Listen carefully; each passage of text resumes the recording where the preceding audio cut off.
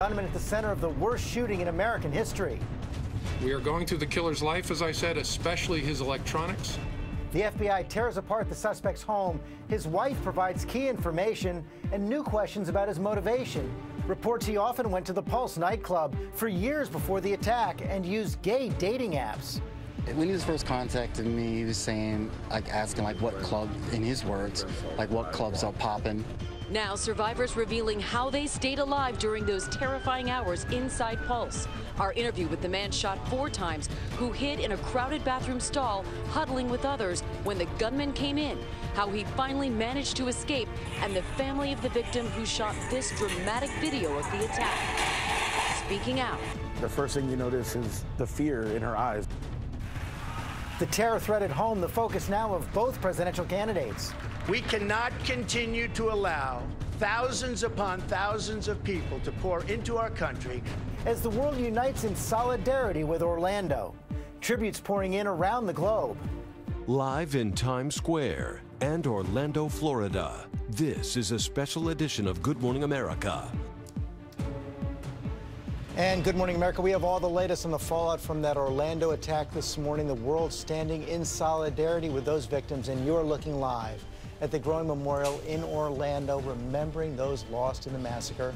Amy is there right now. Good morning, Amy. That's right, George. Good morning to you. And we are learning so much more now about the 49 victims who have now all been identified. And they're from all walks of life, ranging in age from 18 to 50, leaving behind mothers, fathers, brothers, sisters, and friends. And yes, I am speaking with that survivor who hid in a crowded bathroom stall. He was shot. The gunman came in. He is revealing what got him through those incredibly terrifying moments.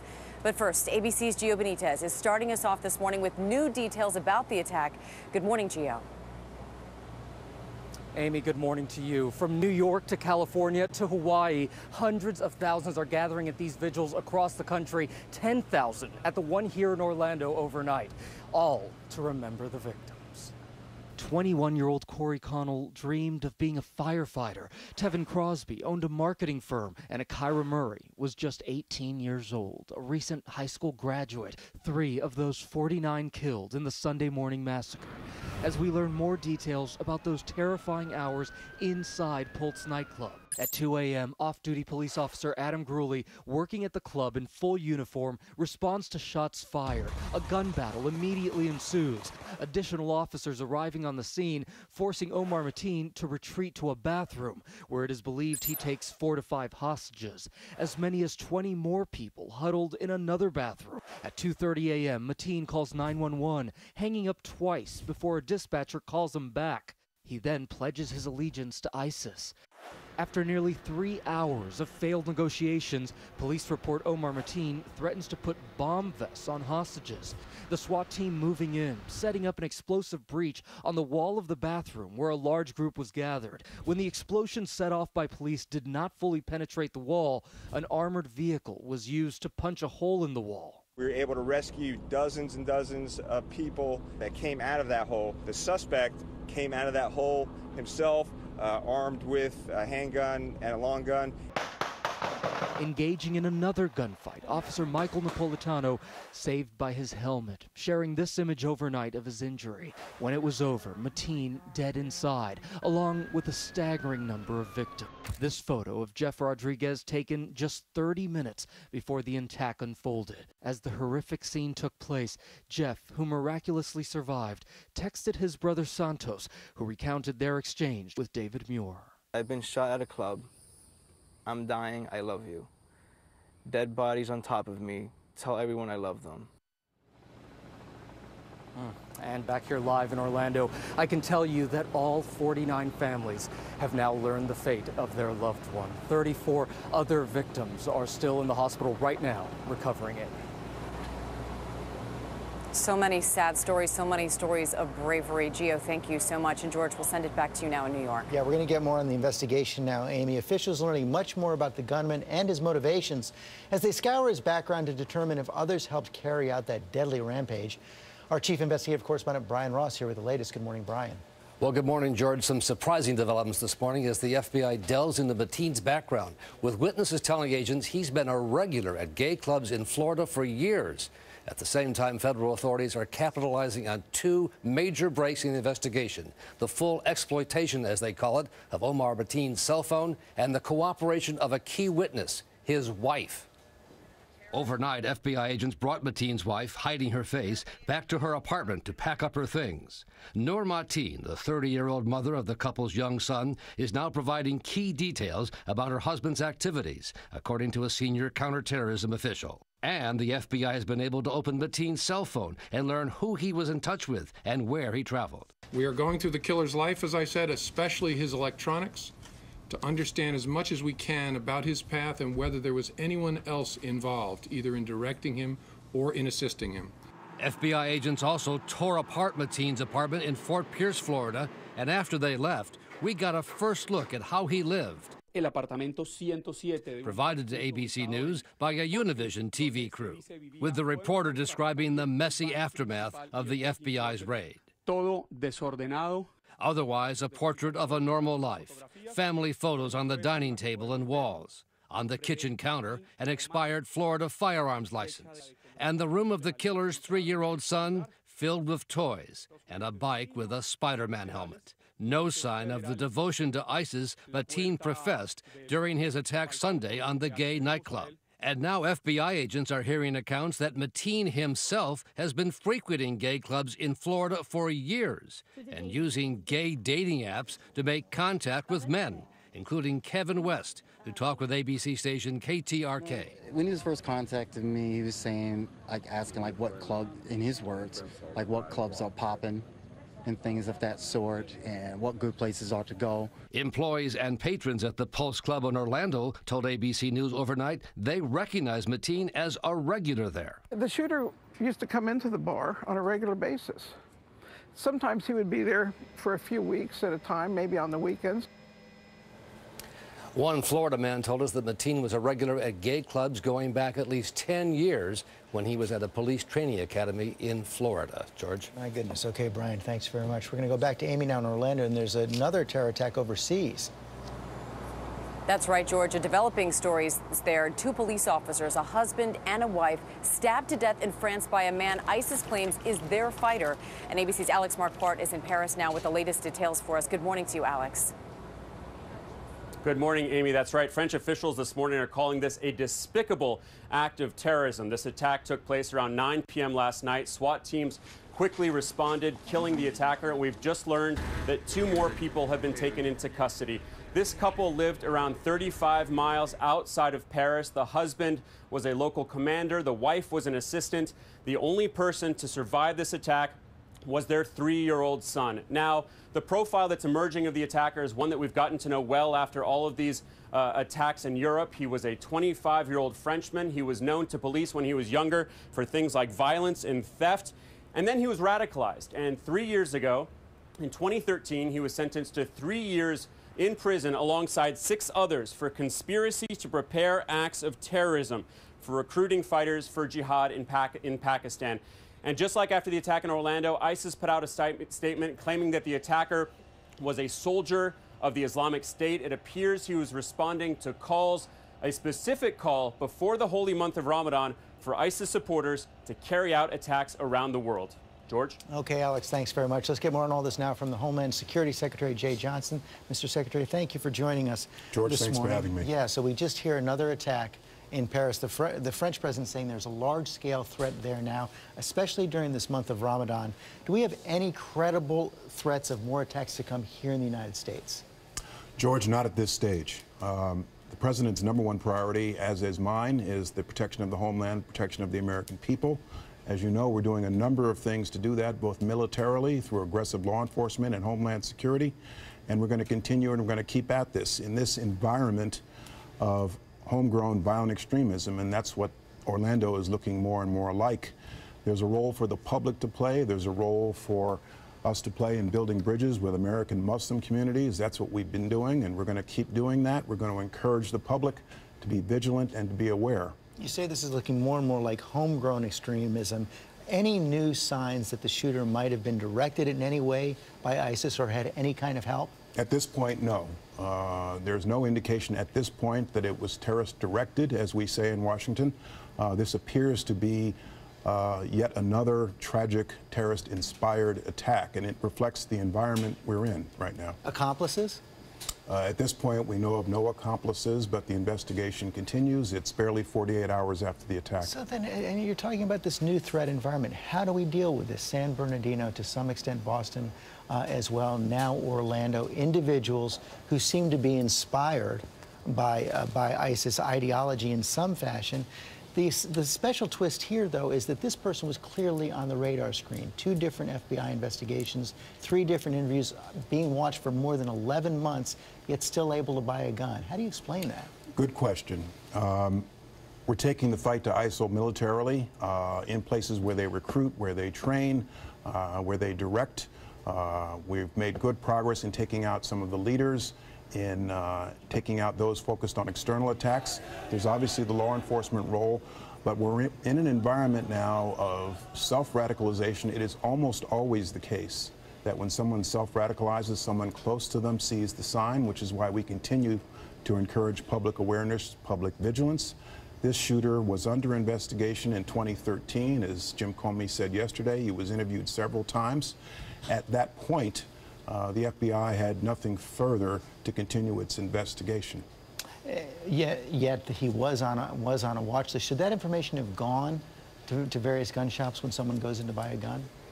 When someone's on a watch list, when someone's under investigation, there are a number of us in the federal government, in law enforcement, in the intelligence community, in Homeland Security, who know about that, who are aware. Investigations eventually do close when there's nothing further to investigate because the matter's been thoroughly investigated.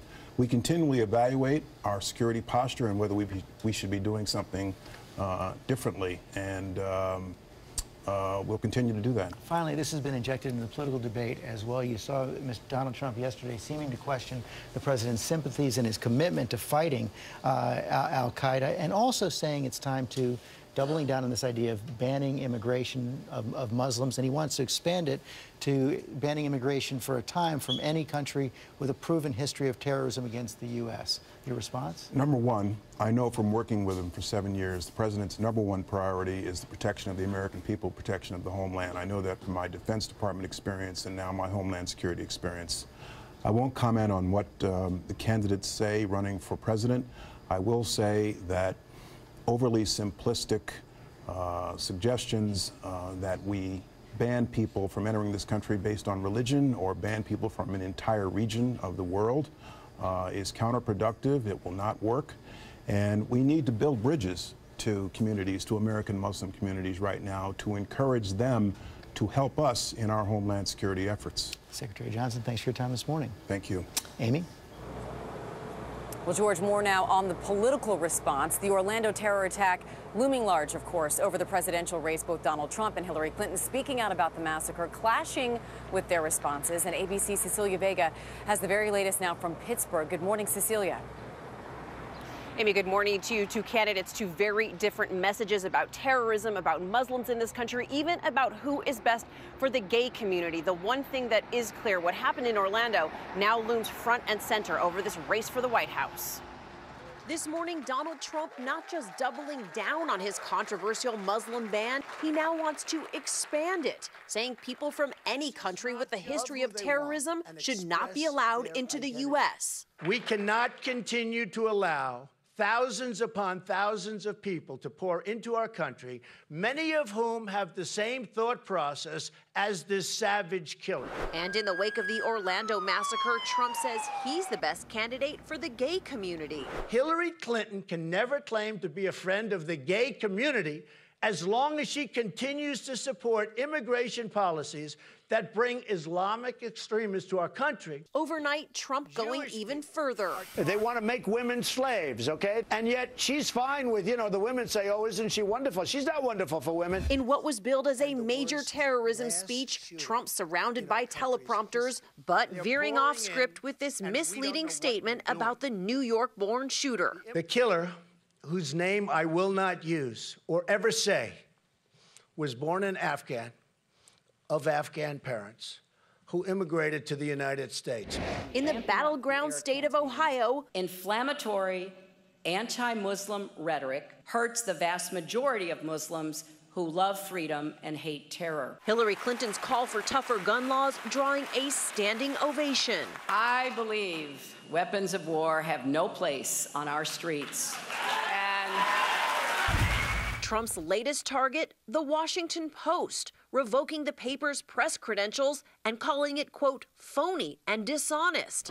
The Post's editor firing right back, saying the Post will continue to cover Donald Trump as it has all along, honorably, honestly, accurately, energetically, and unflinchingly. And Hillary Clinton and President Obama were supposed to hit the campaign trail together for the first time tomorrow. That's following his big endorsement of her. That trip has since been postponed, and we now know that President Obama will be headed to Orlando on Thursday. George, we understand that he will be meeting with victims and their victims' families. Okay, Cecilia, thanks very much. Let's bring in John Carl for more on this right now. And John, what we're seeing on the campaign trail now is two quite different approaches to this threat. The contrast couldn't be starker, George. You have Hillary Clinton, who is talking in terms of empathy, in terms of unity, resolve, and Donald Trump, who is channeling the anger and fear of the American people following an attack like this. This is a tactic that worked well for Donald Trump through the primaries. That Muslim ban was one of his most popular stances in state after state, even though he was roundly attacked by Republicans. Now he is again trying to channel that anger and that fear, a very different approach than what we're hearing from Hillary Clinton or from the president. Offering voters a big choice. John Carl, thanks very much. Here with Lara and Michael, we saw that vigil in Orlando. Tributes pouring in from around the world. Yeah, all around the world and all around this country, George. There are outpourings of love and support for the victims in Orlando. And that last night's NBA final Game 5 in Oakland, there was a moment of silence. Yeah, the American flag unfurled as former player Grant Hill, who played for Orlando, he lives in the city. He led the ceremony, taking a moment to recognize and honor the 49 people killed and 53 wounded in Sunday's attack, George. That was a moving moment right there. We want to bring in Robin now. She's in China. And Robin, you're there in part to cover the opening of Disney's newest resort, and the whole Disney family so connected to Orlando. Really is, George. When we landed in Shanghai on Sunday, we turned on our phones, devastated to learn, of course, about the tragic shooting back home in Orlando. People recognize that we are Americans. They conveyed their condolences. They were all coming up to us. Yesterday, I spent some time with Disney chairman and CEO Bob Iger. He received a call in the middle of the night about the shooting. He expressed his concern for the victims, everyone in Orlando, including the more than 60,000 Disney employees in that area. He said as much as Disney is in the business of creating fun and enabling people to escape elements of their daily life, we are reminded that the world is indeed real and at times very dangerous, and that is something that is not lost on any of us here, George. I am sure of that, Robin. Thanks very much. We're going to have much more from you in Shanghai coming up, but right now, let's go to Ginger. And dangerous weather again today. We had tornadoes, more than 83 severe storm reports. Hermosa, South Dakota, you can see some of the damage there. And of course, this tornado nocturnal just north of Amarillo, Texas. Today, the threat slides to the east, and you can see right along the warm front, especially Des Moines. You're in the heart of it. Let's get to the Tuesday trivia now, brought to you by Olay Regenerist. Olay Regenerist renews from within, plumping surface cells for a dramatic transformation without the need for fillers. Your concert team might show your age. Your skin never will. Olay Regenerist. Olay, ageless. And try the microsculpting cream you love, now with lightweight SPF 30. And a very good morning, meteorologist Brian Vandergraff. As you get going today, temperatures 60s to low 70s will warm through the afternoon. Some scattered clouds from time to time, but the humidity remaining in check. We remain rather comfortable all afternoon long. As we head towards the end of the week, we could see some showers Thursday and Friday, but the good news is the weekend brings the return of sunshine. Does look like Saturday and Sunday at this point looking pretty nice, although a slight chance of a shower, especially east of town, can't be ruled out for Sunday, but still a pretty good stretch. And coming up, Amy speaks with the survivor of that Orlando massacre, shot multiple times, reveals how he hid in the bathroom when the gunman came in and finally escaped to safety. And an ABC News exclusive, the family of this woman seen in that chilling and sad Snapchat video inside the club, capturing those first bursts of gunfire. They are speaking out.